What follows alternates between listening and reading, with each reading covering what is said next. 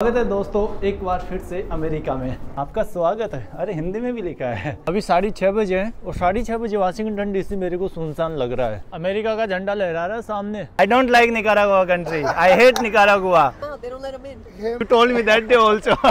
कम से कम 5-6 लोगों से मैंने रिक्वेस्ट की, किसी ने भी उबर बुक नहीं की। जब भी कोस्टा रिका में कोई भी टैक्सी बुक करो तो एक चीज का ध्यान रखना। तो मैं बोल रहा हूँ भाई, इस चीज का कोई सेंस बनता है कि मैं तुम्हारी कंट्री छोड़ के जा रहा हूँ।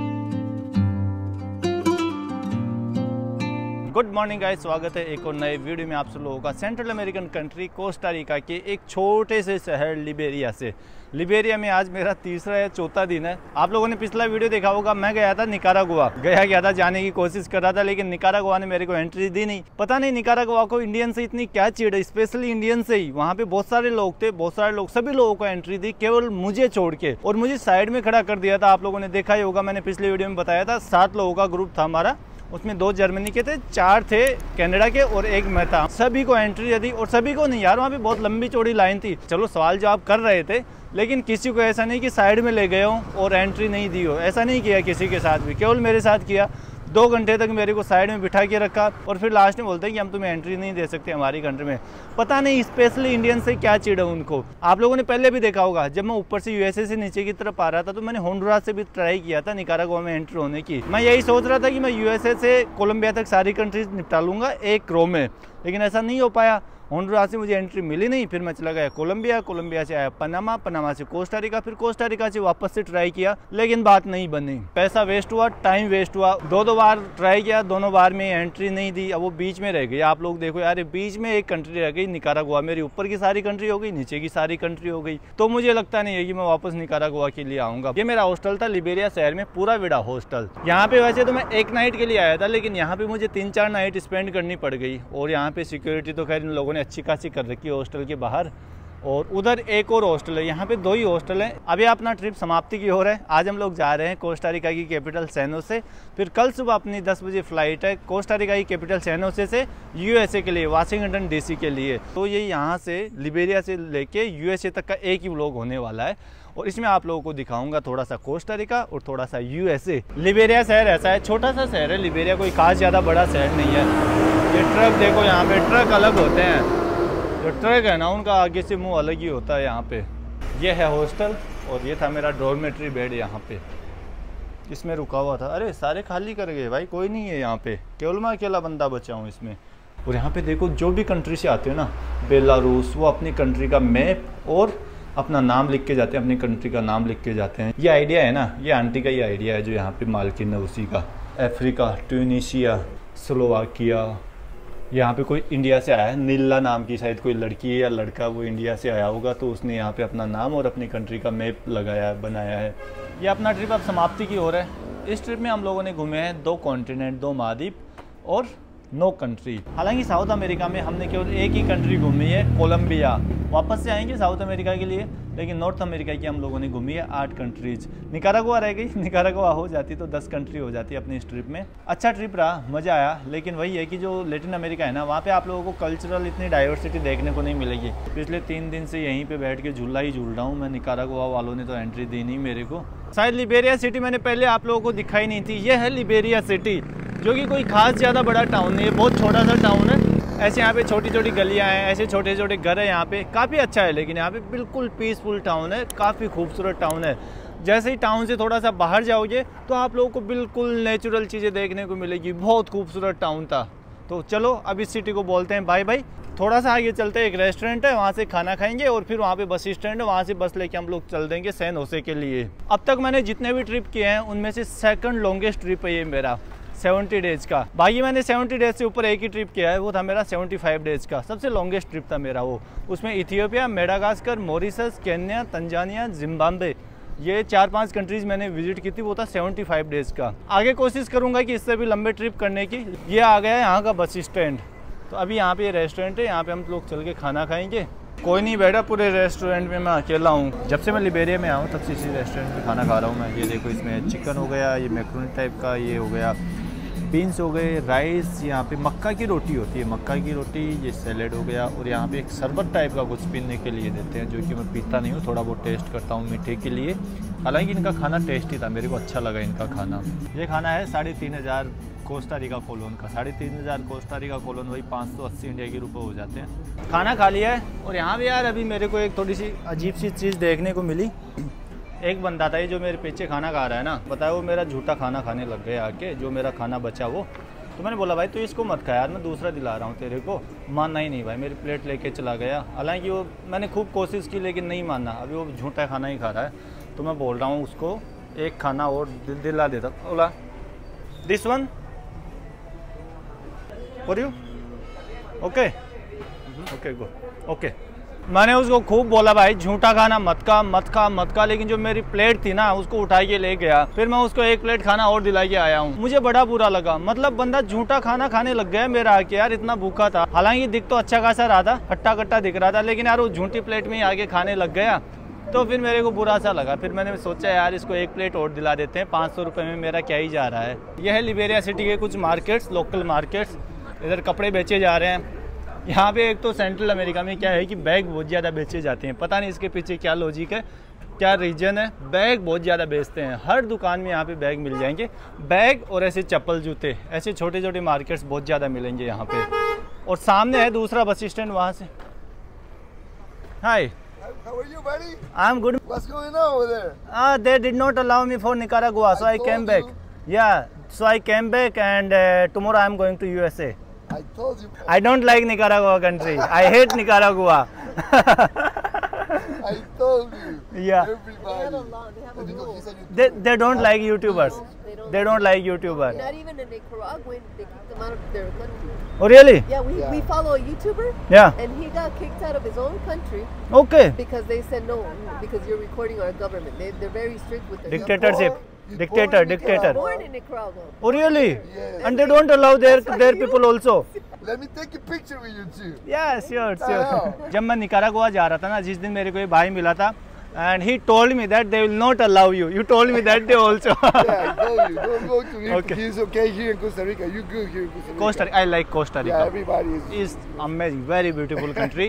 People are also very amazing And here. what do you think about the food in Costa Rica? Food, I like food. You like the food? I like the That's food. a little That's different from him, that's bro. why they are living healthy life. अब ये जो बंदा मिला है Costa Rica का ही था, और वो जो लेडी थी वो उसकी वाइफ थी। तो ये मेरे को बस स्टैंड पे मिला था जिस दिन हम लोग वहाँ पे जा रहे थे निकारागुआ। तो इसने मेरे को पहले ही बोल दिया था भाई टाइम वेस्ट मत कर, फालतू में टाइम जाया कर रहा है, तू वापस चला जा सैनो से और कहीं और के लिए निकल जा, तेरे को बिल्कुल भी अलाउ नहीं करेंगे। नो नो नो, सैनो से बस गोइंग, बस आई विल टेक बस। भाई बोला सैनो से टैक्सी। यहाँ पे 2 बस स्टैंड है, एक तो वो उधर है, उधर यहाँ पे लोकल बसें चलती है, और एक ये बस स्टैंड है, कौन सा है, कुलमिटान दे लिबेरिया। तो यहाँ से मिलेगी सैनोसे के लिए बस। बस का टिकट ले लिया यहाँ से बस का टिकट मेरे को पड़ा है 4,800 कोलोन का। तो 4,800 कोलोन वही 800 इंडिया के रुपये हो जाते हैं, और 200 किलोमीटर की जर्नी है, इसका मतलब काफ़ी महंगा है। 200 किलोमीटर 800 रुपये। बस में आके बैठ गया हूँ, लास्ट वाली सीट मिली है, सबसे आखिरी की 47 नंबर सीट दी है, ये वाली विंडो सीट लास्ट की। आगे ही दे देते यार। और मैंने तो टिकट भी ये मान के चलो कि लगभग 1.25 घंटा पहले टिकट लिया था, फिर भी मेरे को लास्ट वाली सीट दी है।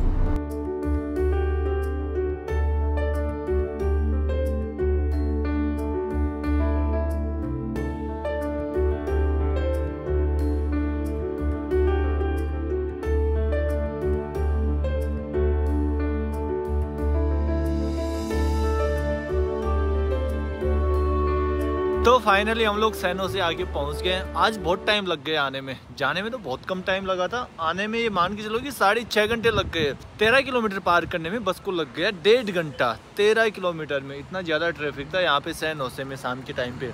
अभी उबर बुक की है, तो उबर आ रही है थोड़ी देर में। हॉस्टल पहुँचते हैं और फिर इस वीडियो को कल कंटिन्यू करेंगे हम लोग। वैसे यहाँ पे उबर लीगल है नहीं, फिर भी चलती है, वही कोलंबिया जैसा ही सीन है। यहाँ पे टैक्सी ड्राइवर है, इनके हत्थे मत चढ़ जाना वरना ये बहुत ज़्यादा चार्ज करते हैं। जब मैं पहले दिन आया था तो बहुत ही ज़्यादा चार्ज किया था, जब मैं वहाँ से पनामा से आया था तब। हॉस्टल आ गई अपनी कोस्टा रिका गेस्ट हाउस, वही जिसमें मैं पहले रुका था। अब यहाँ पे क्या हुआ कि मेरे पास 20,000 कोलोन का नोट था, उससे छोटा मेरे पास था नहीं, तो मैंने टैक्सी वाले को 20,000 कोलोन का नोट दिया। उसने बोला मेरे पास चेंज नहीं है। 20,000 कोलोन वही हो जाते हैं $39 के लगभग, और इंडियन करेंसी में बात करें तो 3,300 रुपये के लगभग हो जाते हैं। और जो मेरा बिल था वो था 2400 कोलोन, तो 2400 कोलोन होते हैं 396 इंडिया के रुपए। तो मैं उसको दे रहा था 3300 इंडिया के रुपए का नोट, 20,000 कोलोन का नोट। तो उसने बोला भाई मेरे पास चेंज नहीं है, और किसी भी टैक्सी वाले के पास 20,000 कोलोन का चेंज नहीं मिलेगा, उसने बोला। फिर मैंने बोला भाई अब क्या करूँ, मैं डॉलर दे दूँ? उसने बोला नहीं डॉलर मत दे, यहाँ पे क्या है कि डॉलर भी चलता है। उसने बोला कि मैं अगली जो टैक्सी बुक करेगा ना उसमें जोड़ देता हूँ तुम्हारा, तो तुम अगली टैक्सी वाले को पे कर देना, यही अमाउंट मुझे पे मत करो। तो मैंने बोला ठीक है भाई, ये भी सही है। पहली बार हुआ है मेरे साथ ऐसे कि किसी टैक्सी वाले ने बोला कि अगली टैक्सी वाले को पे कर देना। कल शाम को आप लोगों को मैं बता रहा था कि उस ड्राइवर ने पैसे नहीं लिए और बोला कि अगले वाले ड्राइवर को दे देना। अब उसकी वजह से मैं एक बहुत बड़ी मुसीबत में फंस गया। अभी मेरे को एयरपोर्ट जाना है और मैं एक बार टैक्सी ले लूँ यार, टैक्सी में बैठ के बताता हूँ कि मैं कैसे मुसीबत में फंसा, और कोई हेल्प भी नहीं कर रहा है यहाँ पे मेरी। बहुत तगड़ी वाली मुसीबत में फंस गया, बहुत लेट हो रहा हूँ, ऊबर बुक नहीं कर पा रहा हूँ मैं। वो कहानी बाद में बताता हूँ आप लोगों को। Airport SGO, ya. Sí. Ya. ¿Cuánta? 12.000 colones. 9.000. Le cobro 10. हैं? 10.000. 20 Okay. dólares. Sí, 10. तो अब बताता हूँ कि हुआ क्या, फुर्सत में बताता हूँ, क्योंकि मैं जल्दबाजी में था, मैं लेट हो रहा था। कल क्या हुआ था कि वो टैक्सी ड्राइवर ने मेरे से पैसे लिए नहीं, उसके पास खुले थे नहीं। बोला नहीं कोई नहीं, आप अगले ड्राइवर को दे देना। अब जैसे मैं यहाँ पे सुबह ऊबर बुक कर रहा हूँ तो वो बता रहा है कि पहले पुराना हिसाब किताब चुकता करो, उसके बाद तुम दूसरी ऊबर बुक कर सकते हो। मैंने कैश वाला ऑप्शन सेलेक्ट किया है कि ठीक है मैं कैश दे दूंगा अगले वाले ड्राइवर को, तो कैश वाला ऑप्शन एक्सेप्ट नहीं कर रहा। बोला कि कार्ड से अभी पे करो, डेबिट कार्ड या क्रेडिट कार्ड से। तो मैं डेबिट कार्ड या क्रेडिट कार्ड से पेमेंट करने की कोशिश कर रहा हूँ तो ले ही नहीं रहा, एक्सेप्ट ही नहीं कर रहा मेरा क्रेडिट और डेबिट कार्ड। काफ़ी देर, कम से कम भाई मैं 40-45 मिनट तक इसी से कुश्ती खेलता रहा। मैंने नया अकाउंट बनाया, नया अकाउंट भी नहीं ले रहा, पुराने अकाउंट से मैं बुक नहीं कर पा रहा, और नए अकाउंट में बोल रहा है कि क्रेडिट कार्ड या डेबिट कार्ड सेलेक्ट करो, आप कैश नहीं पे कर सकते नए अकाउंट में। मैंने बोला यार ये अजीब लफड़ा हो गया। तो कम से कम 40-50 मिनट तक मैं इसी में उलझा रहा। अब लास्ट में मेरा क्रेडिट और डेबिट कार्ड तो एक्सेप्ट कर नहीं रहा था, कैश वाला ऑप्शन भी वो एक्सेप्ट कर नहीं रहा था। वो बोला था कि अभी पे करो, उसके बाद तुम नेक्स्ट राइड बुक कर सकते हो, और वो मैं पेमेंट कर नहीं पा रहा था। मैं कैसे बुक करूँ नेक्स्ट राइड? फिर उसके बाद मैं गया हॉस्टल वालों के पास। मैंने बोला भाई मैं ऊबर बुक नहीं कर पा रहा हूँ और मैं लेट हो रहा हूँ एयरपोर्ट के लिए, प्लीज़ मेरी ऊबर बुक कर दो आप लोग अपने एप्लीकेशन से। कम से कम 5-6 लोगों से मैंने रिक्वेस्ट की, किसी ने भी ऊबर बुक नहीं की। पता नहीं ऐसा क्या था। मैंने बोला यार तुम पे कर दो पैसा और मेरे से पैसा अभी ले लो, एडवांस में ले लो, अब अपने कार्ड से पे कर दो, जो भी करना हो कर दो, मैं अभी तुम्हें पैसा दे देता हूँ। 2000 कोलोन ज़्यादा ले लो यार, 2000 कोलोन वही कितना हो गया, 300 रुपये के लगभग हो जाते हैं। बोले नहीं हम नहीं करेंगे बुक। मैंने बोला हद है यार, तुम्हारी हॉस्टल में कोई गेस्ट रह रहा है, वो मुसीबत में है और तुम मुसीबत के टाइम में यार उसकी हेल्प नहीं कर रहे। फिर काफ़ी देर वहाँ पे भाई मत्था मारने के बाद मैं रोड पे आया। मैंने सोचा भाई ऐसी बात नहीं बनेगी, फटाफट चल वरना फ्लाइट छूट जाएगी ऐसे तो, और फ्लाइट छूट गई तो फिर लंबा चौड़ा नुकसान होने वाला है, क्योंकि मैंने ऑलरेडी इंडिया की फ़्लाइट भी बुक कर रखी है आज से 3-4 दिन बाद, और ये फ़्लाइट इंडिया की फ़्लाइट आज फ्लाइट नहीं ले पाया तो इंडिया की फ़्लाइट भी जाहिर सी बात है छूट जाएगी। तो आप लोग ऐसी गलती मत करना। यदि कोई बोले भाई नेक्स्ट ड्राइवर को पे कर देना, नहीं भाई तू ही हिसाब किताब चुकता कर जा तेरा, मैं नेक्स्ट ड्राइवर पे नहीं डालूंगा।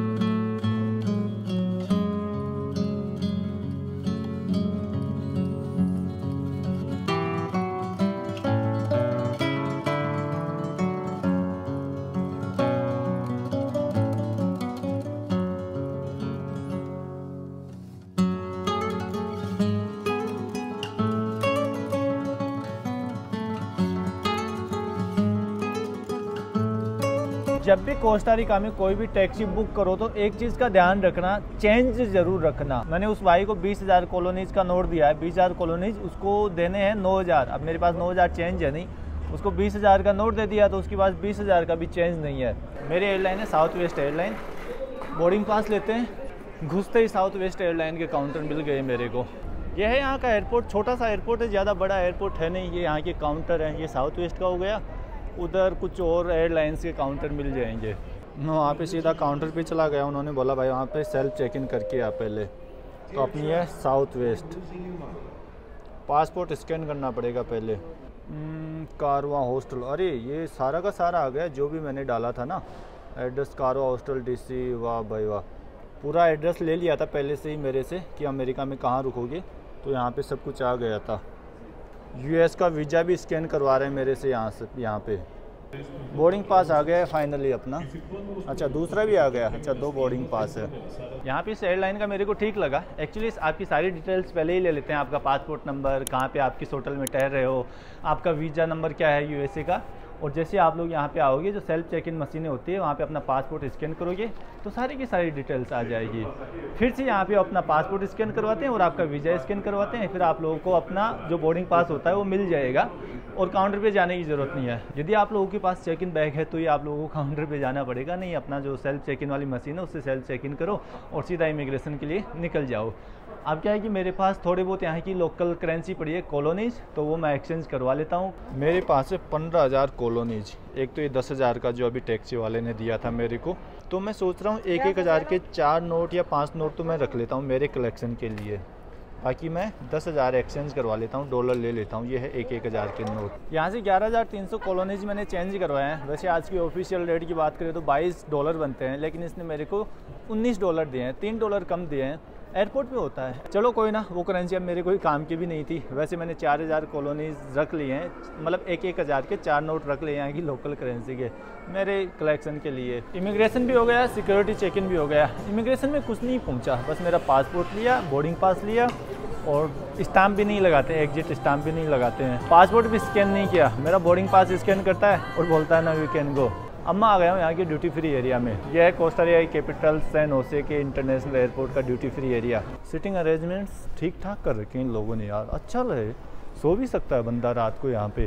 मान लो किसी की फ़्लाइट डिले हो गई या फ़्लाइट या लंबा ले हो रहा है या फ़्लाइट लेट है तो यहाँ पे आराम से सो सकता है भाई नाइट में। ऐसे ही होने चाहिए, हर एयरपोर्ट पे ऐसे ही होने चाहिए सिटिंग अरेंजमेंट, ताकि बंदे थोड़े से सुकून से नाइट में नींद ले सकें। ये वाली फ़्लाइट अपनी ओरलांडो MCO 9:55 पे यहाँ से टेक ऑफ करेगी। अभी ओके इट्स ओके। अभी यहाँ पे क्या हुआ कि मैं कुछ खाने का सामान ख़रीद रहा था, मैंने यहाँ पे दिए $, और जो चेंज बचे ना भाई ने मेरे को दिए लोकल करेंसी कॉलोनीज। तो मैं बोल रहा हूँ भाई इस चीज़ का कोई सेंस बनता है कि मैं तुम्हारी कंट्री छोड़ के जा रहा हूँ, तुम $, ले रहे हो लेकिन चेंज ना तुम्हारी लोकल करेंसी में दे रहे हो, मेरे क्या काम आएगी ये बताओ भाई। इस बात का कोई सेंस बन रहा है? मैं कंट्री छोड़ के जा रहा हूँ, भाई बोल रहा है कि मैं $, ही लूँगा, कॉलोनीज नहीं लूँगा। मैंने बोला ठीक है $, ही दूंगा मैं तेरे को। जब चेंज देने की बारी आई तो भाई मेरे को कॉलोनीज पकड़ा रहा है जो यहाँ की लोकल करेंसी है। 9:12 हो गई है और बोर्डिंग स्टार्ट हो गई अपनी वाली फ़्लाइट की। 9:55 पे टेक ऑफ कर जाएगी। ये वाली है साउथ वेस्ट एयरलाइन की फ़्लाइट जिसमें हम लोग फ्लाई करने वाले हैं। अभी बेसिक सी एयरलाइन है, नॉर्मल सी सीट लग रही है मेरे को। ऐसी वाली विंडो सीट किसी को ना मिले। बताओ कोई सेंस बन रहा है इस वाली विंडो सीट का? हमें क्या देखो यहाँ से पूरा बंद है भाई। अब वहाँ से मैं क्या ही देखूँगा, ये इतना सा इधर से तो कुछ भी नहीं दिख रहा, यहाँ से बस ये दिख रहा है। इस एयरलाइन में सीट के बीच में लेग स्पेस अच्छा खासा है। कई एयरलाइन में क्या होता है कि मेरे पैर ऐसे टच हो जाते हैं भाई, बड़ी दिक्कत होती है, लेकिन यहाँ पे ठीक ठाक लेग स्पेस है।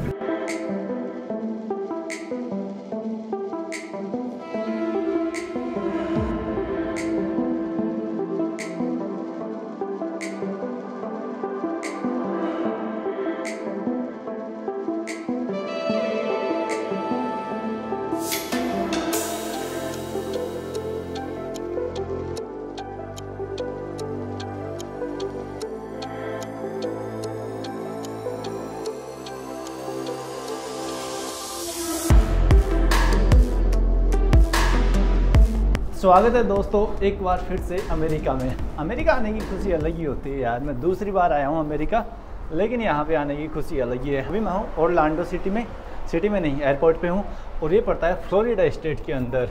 यहाँ से मुझे एक और फ्लाइट लेनी है वाशिंगटन DC के लिए, और वो फ़्लाइट अपनी लगभग 1 घंटे और 45 मिनट बाद है। कोस्टा रिका से यहाँ तक फ़्लाइट को जो टाइम लगा वो लगा अराउंड 3 घंटे और 10 मिनट।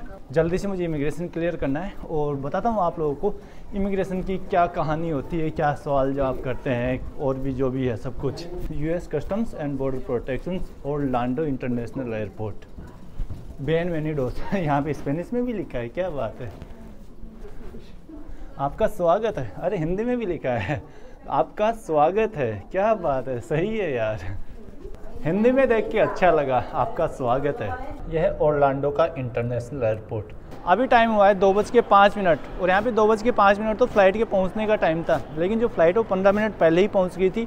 और मैंने इमिग्रेशन सिक्योरिटी सब भाई 15 मिनट के अंदर अंदर निपटा दिया।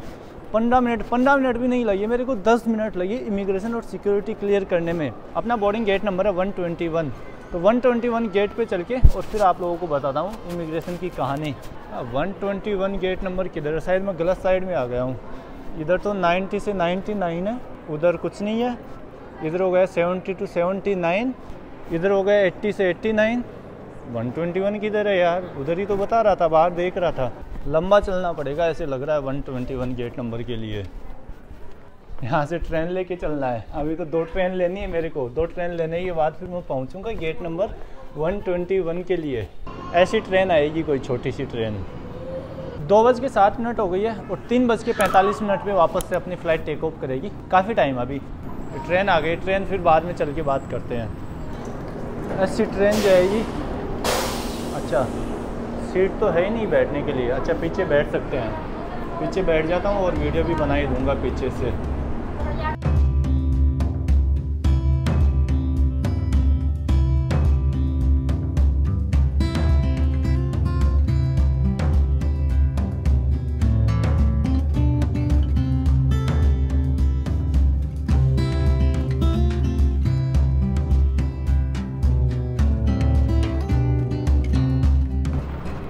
एक और ट्रेन लेनी है यहाँ से 121 के लिए। अरे यार, ये तो निकल गई।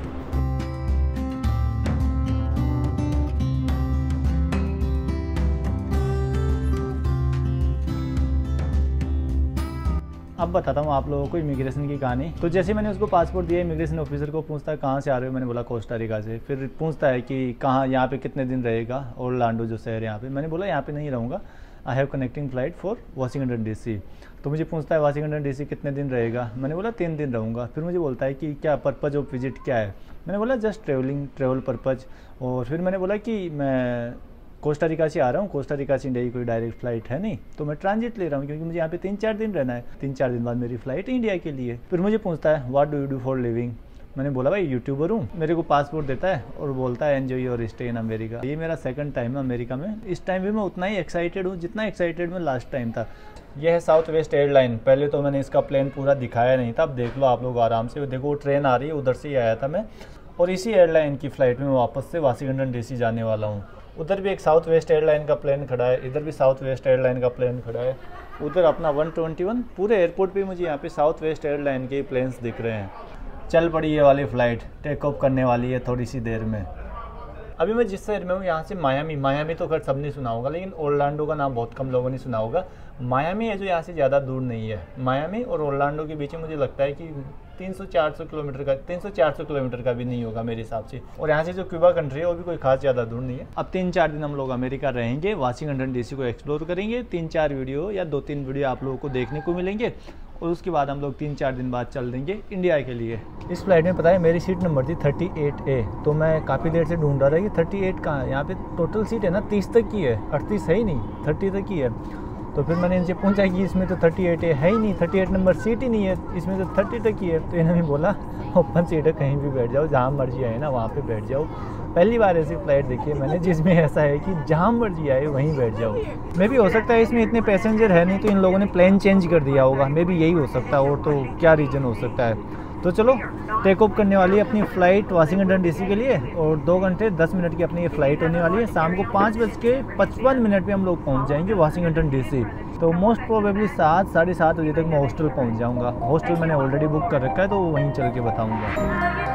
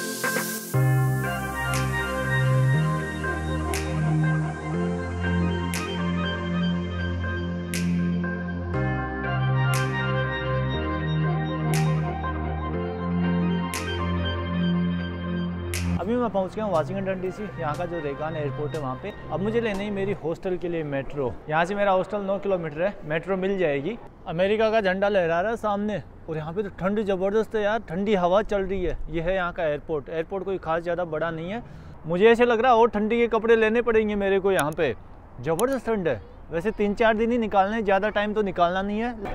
एयरपोर्ट से ऐसी शटल आती है मेट्रो के लिए, मुश्किल से 3 से 4 मिनट की बस राइड होती है, और ये फ्री होती है, वैसे कोई चार्ज नहीं लेती है। यहाँ पे एक चीज़ मैंने देखी, यहाँ की जो फ्लाइट्स है ना 15 से 20 मिनट पहले लैंड हो जाती है। ये है यहाँ का मेट्रो स्टेशन। यहाँ से कार्ड ले लिया है, बैलेंस $10 है, तो $3.5 के लगभग तो मेरा एक राइड का ही लग जाएगा। फिर वहाँ से मुझे बस और लेनी है, एक कार्ड लेना पड़ता है यहाँ पे। यहाँ से लेनी है येलो लाइन मेरी हॉस्टल तक पहुँचने के लिए। हॉस्टल तक तो नहीं, वो बीच में कहीं मेरे को छोड़ेगी, फिर वहाँ से मुझे बस और लेनी पड़ेगी। अपनी वाली आ गई येलो लाइन।